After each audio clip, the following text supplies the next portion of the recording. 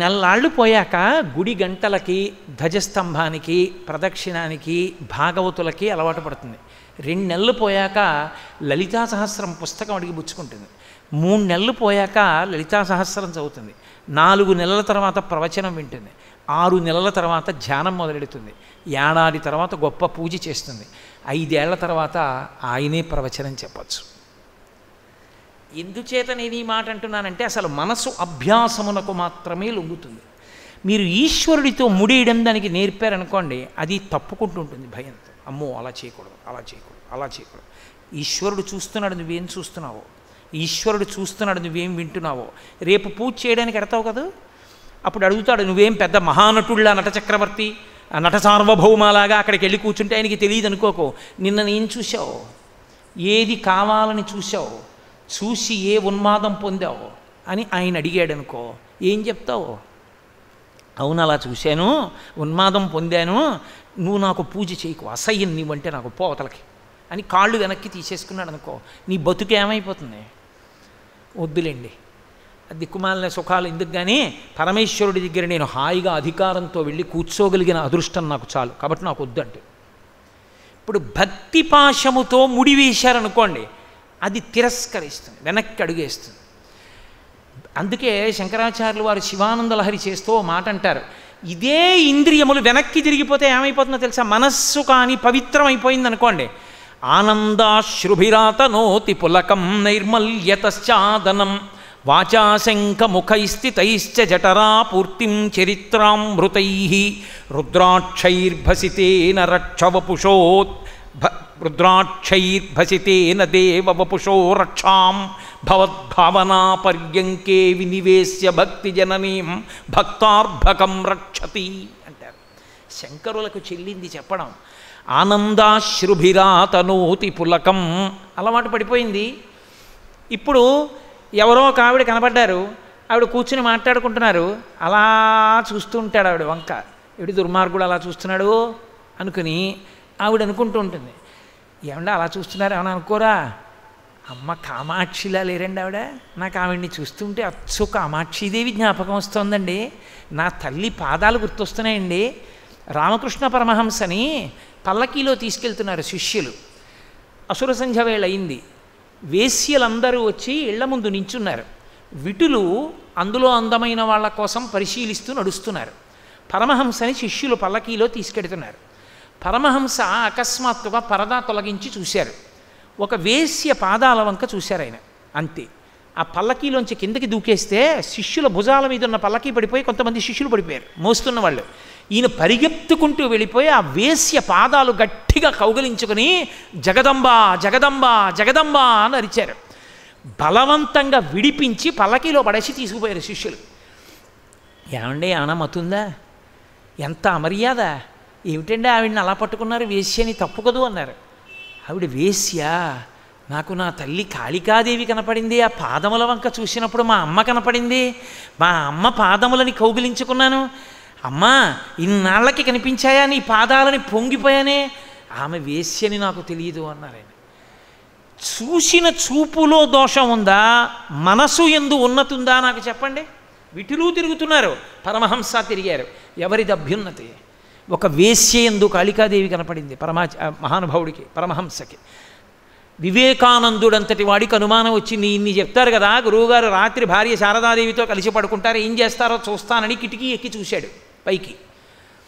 తన భార్య శారదాదేవి మంచం మీద పడుకుంటే ఆమె పాదముల వంక చూసి కాళికాదేవి అష్టోత్తరంతో పూజ చేసి నీరాజనమిస్తున్నారు రామకృష్ణ పరమహంస. తన భార్య యందు పరదేవతని చూశారు ఆయన. అంతటి మహాపురుషులు. చూపుది కాదు దోషం, మనసుది దోషం. నీ మనసుని నిగ్రహించగలిగితే అది పాపము కాదు, విషయసుఖము కాదు, అభ్యున్నతి హేతు. అప్పుడేమైంది మనసు? ఆనందాశ్రుభిరాతనోతి పులకం, ఆనందాశ్రువులు కన్నుల వెంట పడిపోతాయి. ఒకడు భజన వింటున్నాడు, వింటూ వింటూ కళ్ళంబట నీళ్లు కారిపోయాయి, అబ్బా ఏమి పరమాత్మ అండి అని. అందరూ వెంకటాచలం పెడతారు, బా తోసేశారండి, 2 నిమిషాలు ఉండలేదండి, 3 నిమిషాలు ఉండనివ్వలేదండి అంటారు. ఒక ఆయన బయటికి వచ్చి కూర్చుని ఏడుస్తున్నాడు, నిన్ను తోసేశారా అన్నారు. నన్ను తోసేశారని ఏడవట్లేదండి, అయ్యో పొట్టి వాళ్ళు వస్తారు, పొడుగు వాళ్ళు వస్తారు, ఎక్కడెక్కడి నుంచో వస్తారు, నేను చూడకపోతే వాళ్ళని నేను చూడలేదేమో అనుకుండిపోతారేమోనని ఎన్ని సంవత్సరాల నుంచి కాలు కదపకుండా చిన్న పద్మపీఠం మీద అలా నిలబడిపోయాడో, అలా నిలబడి నిలబడి నిలబడి కాళ్ళు ఎంత నిప్పెడుతున్నాయో, ఎవ్వరూ వెళ్ళి కాళ్ళు పట్టరేమిటండి, ఒక్కసారి అనుమతిస్తే స్వామి కాళ్ళు పడదామనుంది, నిలబడి నిలబడి నిలబడి నా తండ్రి కాళ్ళు నిప్పెట్టట్లేదా అని ఏడిచాడు ఆయన. ఏదో దర్శనం ఇవ్వలేదని ఏడిచిన వాళ్ళు వీళ్ళు. నిజంగా తీసుకెళ్ళి గంటసేపు కదలకుండా కూర్చో అంటే ఇంకా టిఫిన్ చేయలేదండి అంటారు. నిజంగా పరమేశ్వరుణ్ణి చూసి పొంగిపోగలిగిన హృదయం ఉన్నవాడికి ఆ మనస్సు వేరు. కాబట్టి ఆనందాశ్రుభిరాతనోతి పులకం, ఆనందాశ్రువులు కారే. భక్తి కలిగిన వాడికి పూజ చేస్తుంటే అబ్బా నా తండ్రి పాదయో పాద్యం సమర్పయామి అని నీ పాదముల మీద నీళ్లు పోసినప్పుడు ఆ తెల్లని పాదముల మించి నీటి బిందువులు ఇలా పక్కకి కారితే క్షమాయింపు ఉండిపోతే నా ఉత్తరీయం ఇలా తీసి తుడుద్దామంటే జరీ గరుకు, పాదమా మెత్తన, చేతులు పెడదామా తడిపోదు. ఏం చెయ్యాలి అర్థం కాక ఒత్తులు చేసుకోవడానికి పెట్టుకున్న పత్తి తీసి పత్తితో పాదములను తుడిచి, అబ్బా ఎంత మెత్తటి పాదములయ్యా, ఎంతమంది కోసం ఎంత కష్టపడ్డాయి అని పాదయోహ పాద్యం సమర్పయామి అని కన్నుల వెంట నీరు కార్చిన వాడొకడు ఉన్నాడు. రామాయణం అందరూ వింటారు. పరాశర భట్టర్లు అన్నారు, ఇంకా ఏ అవతారమైనా స్వీకరించు కానీ సీతమ్మగా మాత్రం రాకన్నారు. దిక్కుమాలిన రావణుడు మమ్మల్ని పాడు చేస్తే చేశాడు, నీ కష్టాలు నేను చదవలేను, ఇంకెప్పుడు రావద్దు నువ్వు సీతమ్మగా అన్నారు. అది హృదయం అంటే. ఆనందాశ్రుభిరాతనోతి పులకం, ఆనందాశ్రువులు కారి పులకాంకురములొచ్చి నైర్మల్యతశ్చాదనం, ఎప్పుడు మనసు నిర్మలంగా ఉంటుంది. భగవంతుడి గురించి ఆలోచించడంలో, భగవంతుని గుణానుసంధానమును పొందడంలో మనసు నైర్మల్యమును పొందుతుంది. ఊరికే ఉద్వేగం ఉండదు. నైర్మల్యమనబడేటటువంటి వస్త్రమును కప్పుతుంది భక్తి అన్న తల్లి. నైర్మల్యతశ్చాదనం రుద్రాక్షైర్భసితేన దేవ వపుషో రక్షాం. వపుషో అంటే శరీరం. అమ్మట పసిపిల్లవాడిని పడుకోబెట్టి వాడికి ఎక్కడ దిష్టి తగులుతుందో అని వెంట్రుకలు తీసుకొచ్చి పేని వాడి కాలుకు కడుతుంది. ఎందుకంత తెల్లటి పిల్లాడికి కాలుకు వెంట్రుకలు అంటే వాడికి ఎక్కడ దిష్టి తగులుతుందో అని ఇంత పెద్ద బొట్టెట్టేస్తుంది. అదేమిటమ్మా అంత బొట్టు పిల్లాడికి అంటే, వాడు తెల్లగా ఉన్నాడు స్ఫటికంలాగా, దృష్టి తగులుతుంది అందరినీ వికారంగా చేసేసానండి. అమ్మ మనసు అంటే ఎలా ఉంటుందో తెలుసా అండి? పులిస్తరాకుల్లా వృద్ధిలోకి రారా అంటే, పులిస్తరాకులు అంటే తిరిపారేసిన విస్తరాకులు. అదేమిటండి అదేం పోలిక అన్నారనుకోండి, ఇంకో మంచి పోలిక పెడితే నా కనురాపే తగులుతుందేమో, అందుకని పులిస్తరాకులతో పోల్చానంటే పుల్లయా అని పేరెడుతుంది. వాడు వృద్ధిలోకి రావాలి. కాబట్టి నైర్మల్యతశ్చాదనం, అమ్మ వెంట్రుకలు కట్టినట్టు మనస్సుకి భక్తి పట్టుకుంటేట భక్తి అన్న తల్లి రుద్రాక్షై, మెడలో రుద్రాక్షమాల వేస్తుంది. నాకు ఇతరమైన అలంకారములొద్దు, నాకు ఆ రుద్రాక్షమాల కావాలంటాడు. రుద్రాక్షైర్భసితేన, చక్కగా విభూతి పుండ్రములను పెట్టుకుంటాడు. భసితేన దేవవపుషో రక్షాం, తల్లి ఎలా శరీరమునకు రక్ష పెడుతుందో అలా రుద్రాక్షలతో విభూతితో శరీరమునకు భక్తి అన్న తల్లి రక్ష పెడుతుంది. అంటే భక్తిని పొంది ఉన్నాడు కాబట్టి. రుద్రాక్షైర్భసితేన దేవవపుషో రక్షాం భవద్భావనా పర్యంకే వినివేశ్య భక్తి జననీం భక్తార్భకం రక్షతి.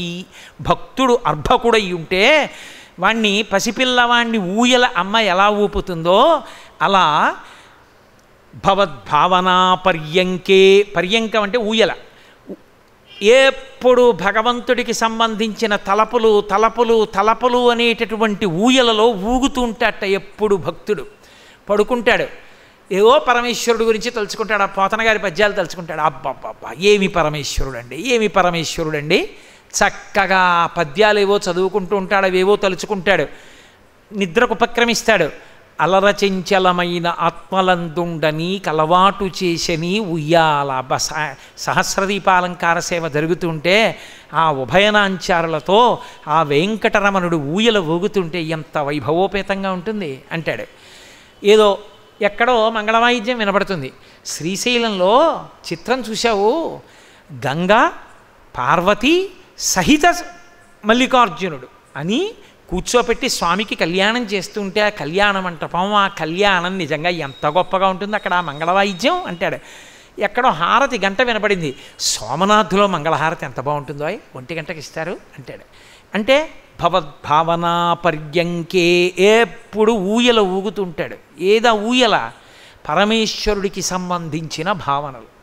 ఎక్కడ ఏది చూడనివ్వండి పరమేశ్వరుడే జ్ఞాపకానికి వస్తుంటాడు. ఇప్పుడు కళ్ళు చూడటం లేదా? చూస్తున్నాయి.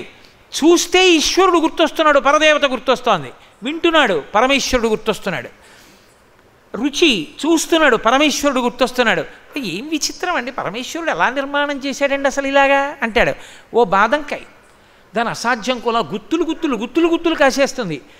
పైన గట్టిగా బాదంకాయ, పండిపోతే ఎర్రటి రంగా, దాన్ని ఉడతలు పీకితే ఇంకా అందంగా ఉంటుంది. దాని అసాధ్యం, లోపల ఎంత ఎరుపో, నెత్తుటి ఎరుపు.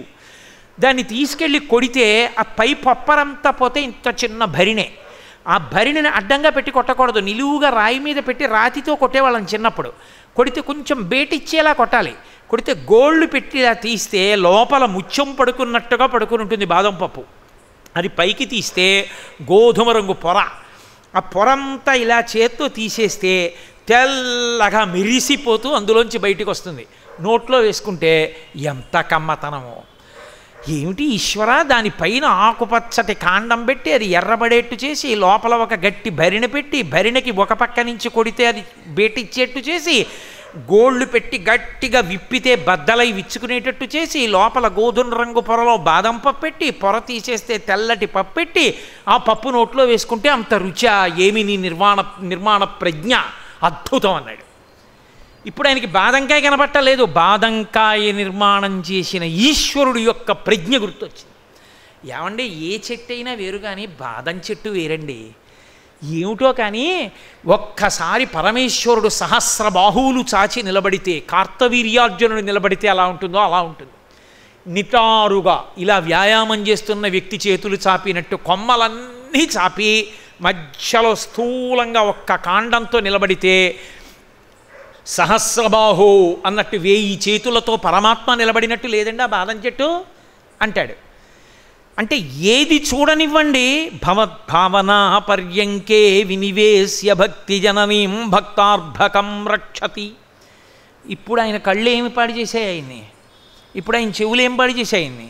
ఆయన ముక్కేం పాడు చేసింది ఆయన్ని? ఏం పాడు చేయలేదు. ఆయన మనస్సు శుద్ధమై ఉన్నది. ఆ మనసు శుద్ధి అయిన కారణము చేత పంచేంద్రియముల వలన కలిగినటువంటి సమస్త దర్శనములు సుఖములు పరమాత్మకి సమర్పింపబడిన కారణము చేత అవి అభ్యున్నతి హేతువులయ్యాయి. అవి కాకపోతే విషయములై కూర్చుంటాయి, మత్తెక్కించే విషయములవుతాయి. మీరు చూడండి, పాములో విషం ఉంటుంది, పాము కరిచిందనుకోండి చచ్చిపోతారు. ఔషధం తయారు చేసేవాళ్ళు పాములో విషాన్ని తీసి ఔషధం తయారు చేస్తారు. అంతవరకెందుకు ఔషధాలన్నీ విషమే, ఔషధాలన్నీ రసాయనాలండి. మీరు పక్క ఆయన ఏదో మాత్రలు వేసుకుంటున్నాడు కదా, బాగుండదు నేను వేసుకుంటానండి, రెండని సరదాగా వేసుకున్నారు అనుకోండి, లేని జబ్బు వస్తుంది. రక్తం అంతా ఆ రసాయనం కలుస్తుంది. రసాయనం కలుస్తోంది అంటే విషం లోపలికెడుతోందా లేదా?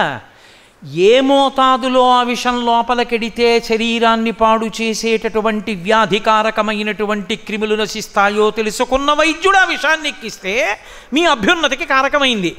ఇంద్రియములను మనసుతో కలిపి సుఖము కొరకు వాడుకుంటే విషయములై విషమై పాడు చేస్తాయి.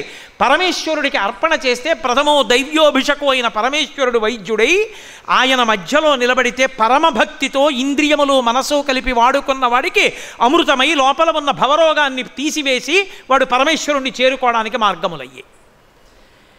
అది శంకరుల యొక్క ప్రతిపాదన. దొంగతనం అన్న మాటకు అర్థం ఏమిటి? ఎవడిచ్చాడో వాడి కొరకు, వాడి మర్యాద కొరకు వాడికి చెప్పి వాడుకుంటే మర్యాద, వాడికి తెలియకుండా వాడుకుంటే దొంగతనం. నాకెవరో ఇల్లు అద్దెకి ఇచ్చారు, అద్దెకిచ్చి పెరట్లో పనస చెట్టు వేశారు, పనస చెట్టుకు బ్రహ్మాండంగా కాయలు కాసాయి. ఇప్పుడు నేను కనబడ్డ వాళ్ళందరినీ నా స్నేహితుల్ని పిలిచారు, రండి పనసకాయలు ఇస్తానని కోసి ఇచ్చేసాను అనుకోండి. ఆయన వాళ్ళ ఇంట్లో పెళ్ళికి 4 పనసకాయలు కోసుకుందామని వచ్చాడు అనుకోండి. ఏమంటే పనసకాయలు ఏవి అన్నాడు అనుకోండి, ఇచ్చేసాను అందరికీ. అదేంటండి అలా ఎలా ఇచ్చేసారు, నాకు చెప్పపోయారా అన్నాడు అనుకోండి. మీకు చెప్పేది ఏంటండి, ఇంట్లో మేము ఉంటున్నాం కదా, ఇచ్చేసాను అన్నాడు అనుకోండి. మీరు ఖాళీ చేసేయండి నెలాఖరులు అంటాడు. అంటాడా అండా? అదే అయ్యా మా స్నేహితుడు పనసకాయలు కావాలంటున్నాడు, ఒక 2 పనసకాయలు ఇద్దాం అనుకుంటున్నాను. తప్పకుండా ఇవ్వండి అన్నాడు. ఇప్పుడు మీరు పనసకాయలు ఇస్తే ఆయన ఇల్లు ఖాళీ చేయమండం. 2 పనసకాయలు కూడా అడిగిస్తాడండి అని, అద్దె పెంచక్కర్లేదు మీరే ఉండండి అంటాడు. మీరు ఎవరు యజమానో ఆ యజమానికి చెప్పి వాడుకుంటే మర్యాద. ఎవరు యజమానో వాడికి చెప్పకుండా వాడి కొరకు కాకుండా వాడితే అమర్యాద. దాసి ఉంటుంది ఇంట్లో, పనిపిల్ల.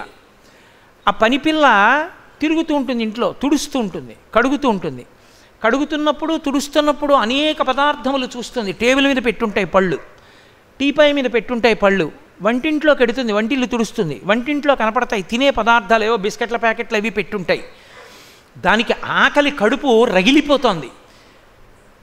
మా యజమానిలే కదా చెప్పేది ఏమిటని చెప్పేసి తీసేసుకుని బిస్కెట్ల ప్యాకెట్ తినేస్తోంది అనుకోండి. మీరు చూశారనుకోండి, ఏమిటి అలా తింటున్నాను అడుగుతారు. ఆకలేస్తోంది తింటున్నానమ్మా అందనుకోండి.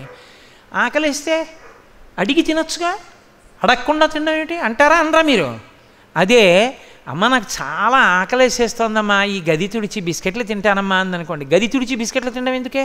ఆ చీపురు అక్కడ పడేసి చేతులు కడుక్కుని బిస్కెట్లు తిను, కాస్త కాఫీ కూడా ఇస్తే తాగు, తాగేసి 1 నిమిషం స్వస్థత పడప్పుడు గత్తుడు అంటారా అనరా? యజమానికి చెప్పి వాడుకున్నది అభ్యున్నతి కారకం, యజమాని కొరకు చేసినది దాస్యం. యజమానికి చెప్పకుండా సొంతంగా వాడుకున్నది లౌకికంగానే పతనహేతువైతే, కంటికి చూడగలిగిన శక్తిని ఎక్కడ చలానా కట్టి నువ్వు తెచ్చుకున్నావు? ముక్కుకి వాసన చూడగలిగిన శక్తిని ఏ బజార్లో కొని తెచ్చి పెట్టుకున్నావు? చెవికి వినగలిగిన శక్తిని ఏ తల్లి తండ్రి తీసుకొచ్చి పెట్టారు? పరమేశ్వరుడు పెట్టాడు. పెట్టిన పరమేశ్వరుడు ఎలా వాడుకోమని చెప్పాడో అలా వాడుకోవలసినటువంటి ధర్మం నీకు లేదా? ఆయన్ని మధ్యలోకి తెచ్చి యజమానిగా నించోపెట్టావనుకో, ఈశ్వరా కంటిని ఇందుకు వాడుతున్నాను అని వాడేవు, అదే భక్తి. అంతే. ఎవరు యజమానియో వానికి చెప్పి వాడుకోవడం. నీకు అది చేత కావట్లేదు. ఇంద్రియములు ఈడిచేస్తున్నాయి నిన్ను. అందుకే ఇంద్రియాలని గుర్రాలతో పోలుస్తారు. ఇంద్రియాలు ఈడిచేస్తున్నాయి నిన్ను. అలా ఈశ్వరుడి పట్ల భక్తితో వాడుకోవడం నీకు చేత కాలేదు. ఎవడిచ్చాడో వాడికే చెప్పు. ఏమండి, మీరు ఇంద్రియాలు ఇచ్చారు, భక్తితో వాడుకోమన్నారు, కానీ నన్ను ఇంద్రియాలు ఈడిచేస్తున్నాయి. నేను చూడకూడనివి చూస్తున్నాను, వినకూడనివి వింటున్నాను, మత్తెక్కిపోతున్నాను. ఈశ్వరా నా మనసుకు మీరే భక్తిని ఇవ్వండి అని అడుగు. శరణాగతి. అడిగారు పెద్దలు, దూర్జటి మొదలైన వాళ్ళు అడిగారు. రోషీరోజదు కామినీ జనుల తారుణ్యోరు సౌఖ్యంబులన్ బాసీ బాయదు పుత్ర మిత్రధన సంపద్భ్రాంతి వంచాల తల్కోసి కోయదు నామనంబకట నీకున్ ప్రీతిగా సత్క్రియలు చేసి చేయదు దీని త్రుళ్ళన చవే శ్రీకాళహస్తీశ్వర అని అడిగాడు.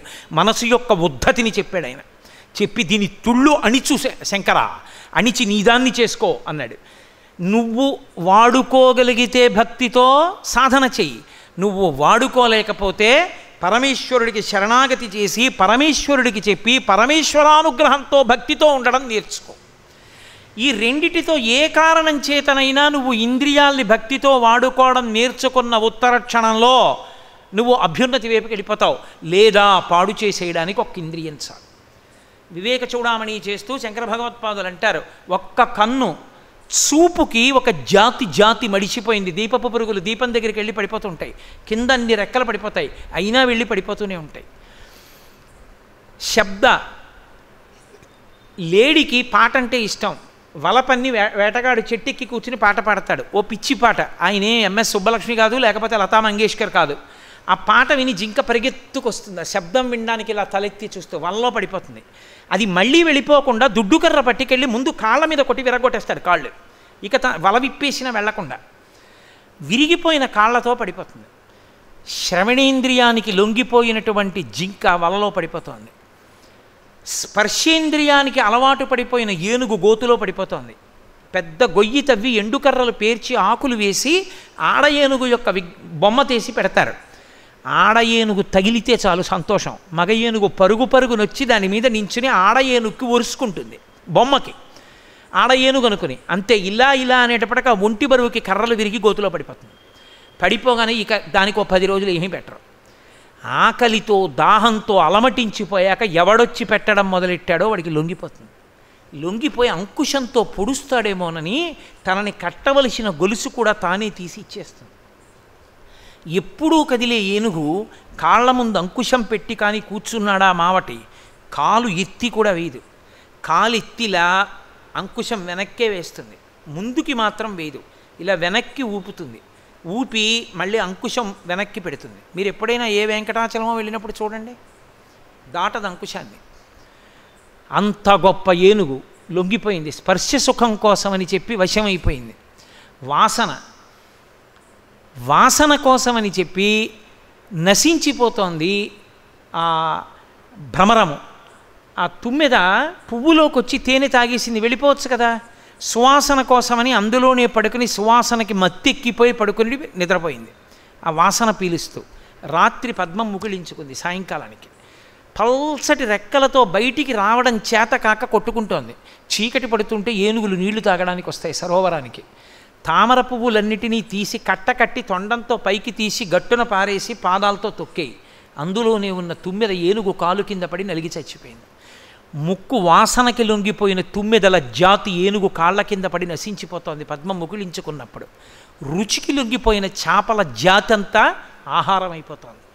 కడుపు నిండగా ఉన్న దిక్కుమాలిన చేప వానపాము ముక్క తీసి ఎర్రపెట్టి ఇలా నీళ్లల్లో వేస్తే ఒక్కసారి కొరికి వదిలేద్దామని కొరుకుతుంది. ఆ కొరికినప్పుడు లోపల ఉన్న సూది కంఠంలో గుచ్చుకొని గిలగిల కొట్టుకుంటుంది. కొట్టుకోగానే పైనున్న పేకబెత్తం కదులుతుంది. ఇలా అంటాడు, నోటిలో గుచ్చుకుపోయిన సూదితో వచ్చి బయటపడిపోతుంది. ఆ సూది విప్పేసి తీసేస్తాడు, బుట్టలో పడేస్తాడు. తడి ఉన్నంతసేపు కొట్టుకుని ఏది కొరికి రుచి చూద్దాం అనుకుందో ఆ చేప ఆహారమై చచ్చిపోతుంది, ఆహారం అయిపోతుంది. ఒక్కొక్క ఇంద్రియానికి లొంగిపోతే ఒక్కొక్క జాతి నశించిపోయింది. అన్ని ఇంద్రియాలు విపరీతమైనటువంటి ఉన్మాదంతో మనసు వాడుకోవడం మొదలు పెడితే నువ్వేమైపోతావు. ఇది శంకరుల తాపత్రయం. విషయాహ కాబట్టి విషమునకు లొంగకు. ఇంద్రియములను మనసును కలపన్నెప్పుడు పరమేశ్వరుణ్ణి ఆధారంగా తీసుకున్నావా అంతే, అభ్యున్నతి పథంలోకి వెళ్ళిపోయావు. తినాలనుంది, అప్పుడు తిన్నాడు, ఇప్పుడు తిన్నాడు. అప్పుడు తిన్నప్పుడు తన కొరకు తిన్నాడు, ఇప్పుడు తిన్నప్పుడు ఈశ్వర ప్రసాదంగా తిన్నాడు. అప్పుడు భార్యకి మల్లె పువ్వులు తీసుకొచ్చాడు, ఇప్పుడు భార్యకి మల్లె పువ్వులు తెచ్చాడు. ఇప్పుడు సాయంకాలం సంధ్యావందనం అయ్యాక పరదేవత కాళ్ళ మీద పెట్టి భార్యకి ఇచ్చాడు. అప్పుడు ఇచ్చాడు, ఇప్పుడు ఇచ్చాడు. అప్పుడు ఇవ్వడంలో లౌకికమైనటువంటి కోరికలు ఉన్నాయి, ఇప్పుడు ఇవ్వడంలో భగవంతుని యందు ప్రసాద బుద్ధి ఉంది.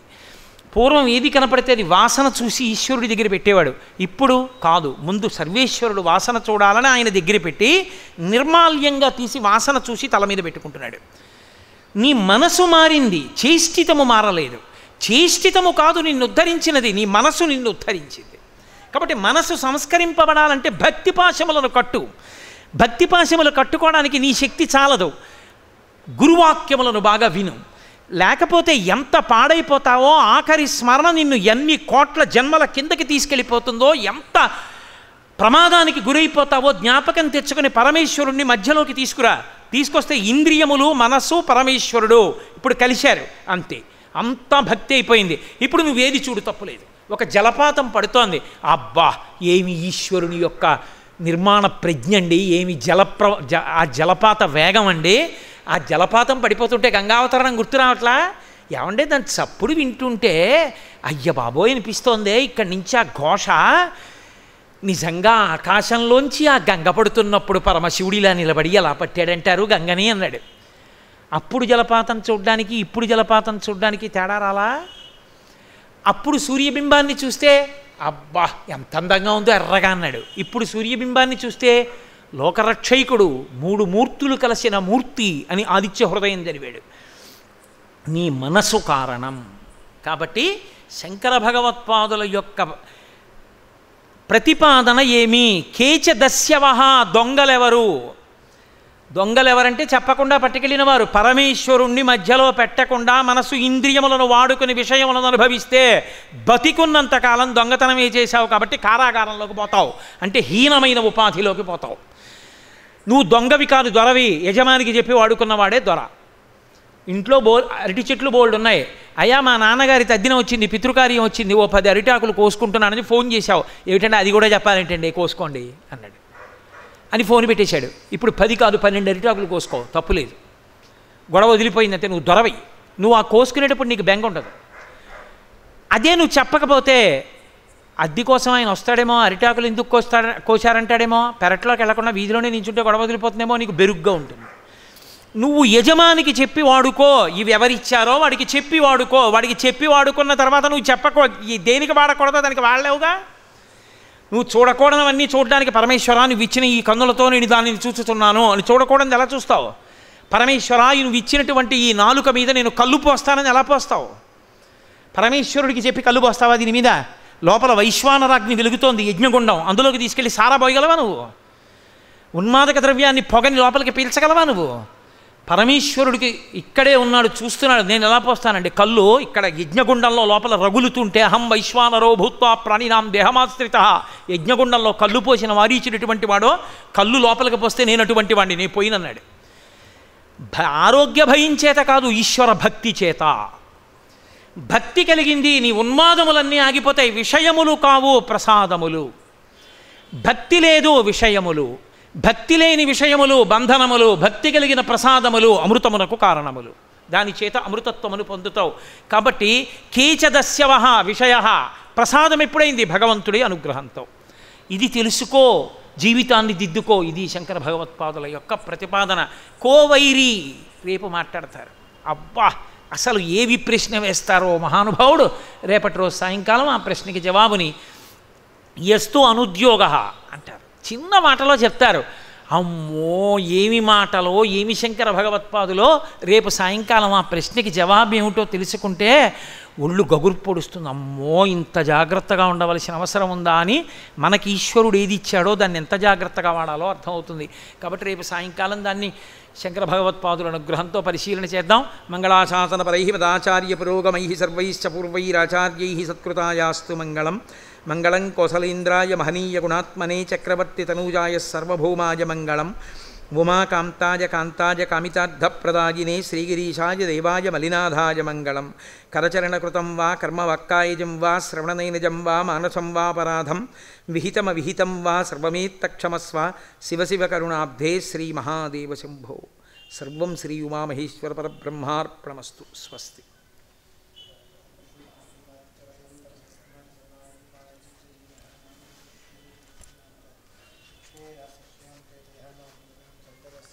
సమస్తమంగళాని భవంతు.